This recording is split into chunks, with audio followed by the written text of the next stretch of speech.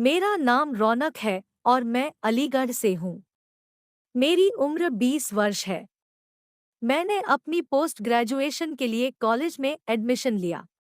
College में मेरी मुलाकात एक लड़के से हुई जिसका नाम तुषार है।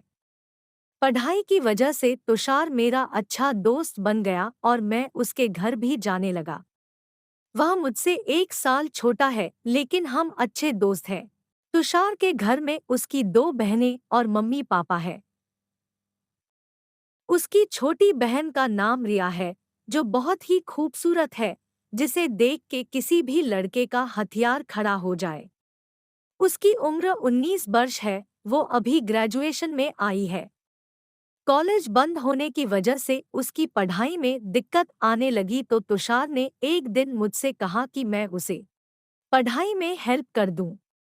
तो मैंने कहा कि वो उसे लेकर मेरे घर आ जाए। रिया एकदम सील पैक लड़की थी और एक अच्छे बदन की मालकिन भी। मेरे घर में मैं और मम्मी पापा 3 ही लोग हैं। पापा सिविल सर्विस में हैं और मम्मी कॉलेज में प्रोफेसर हैं, तो घर में ज्यादातर मैं ही अकेला रहता हूँ। शाम को मम्मी पापा घर आते हैं। मैं अपने एग्जाम की तैयारी कर रहा हूँ तो मैंने कॉलेज जाना बंद कर दिया है। मेरे कहने पर तुषार रिया को लेकर मेरे घर आया। रिया ने काले रंग की पैंट, लाल नीले रंग की टॉप पहन रखी थी। वह बहुत ही बला की माल लग रही थी। मैं उसे देखता ही रह गया।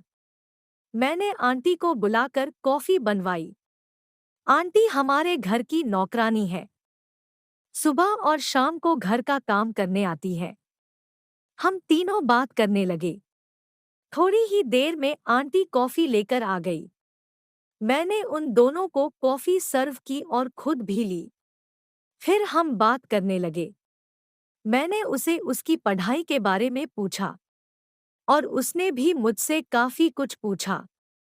फिर मैंने और रिया ने फोन नंबर एक्सचेंज किए और दूसरे दिन से आने के लिए बोलकर तुषार और रिया चले गए।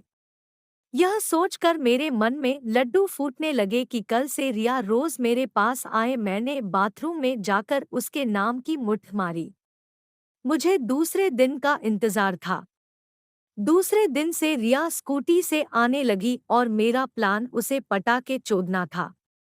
1-2 दिन में ही हम हंसी मजाक करने। रिया तुम्हारी कोई गर्लफ्रेंड है? मैं नहीं।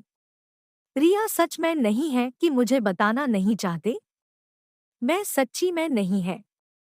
तुम्हारा कोई बॉयफ्रेंड है? रिया कोई नहीं है। मैं है नहीं या कोई बनाया नहीं? रिया मुस्कराती हुई तुम्हारे जैसा कोई मिला नहीं। मैं तो अब बना लूं। कहकर मैंने उसके चेहरे को दोनों हाथों से पकड़ा। यह देखकर वह सीरियस हो गई और मेरी तरफ देखने लगी। और वो कुछ कहती उससे पहले ही मैं उसे होठों पर एक स्मूच किस करने लगा और उसने कुछ भी रिएक्शन नहीं किया। मैंने उसे 1 मिनट तक किस किया और किस से हटने के बाद मैंने उससे आई लव यू बोला। इतने में ही डोरबेल बजी और मैं खड़ा होकर संभलकर गेट पर गया। शाम के 4:10 बज गए थे और मम्मी कॉलेज से आ गई थी। मैंने डरते हुए गेट खोला। मेरे मन में डर था कि रिया कहीं मम्मी को न बता दे। इतने में रिया कमरे से बाहर बैग लेकर आई और अपने घर जाने लगी।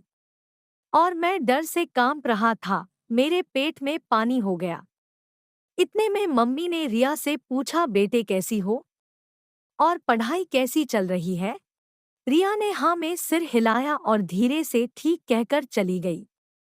मैं नॉर्मल हुआ और फिर मम्मी से थोड़ी देर बात की। मुझे डर था कि अब रिया मेरे पास पढ़ने आएगी या नहीं। अगले दिन जब रिया नहीं आई तो मुझे लगा कि उसने अपने घर कह दिया है। उसके अगले दिन दोपहर को 1 बजे डोरबेल बजी तो मैं खोलने गया। सामने देखा तो रिया खड़ी थी।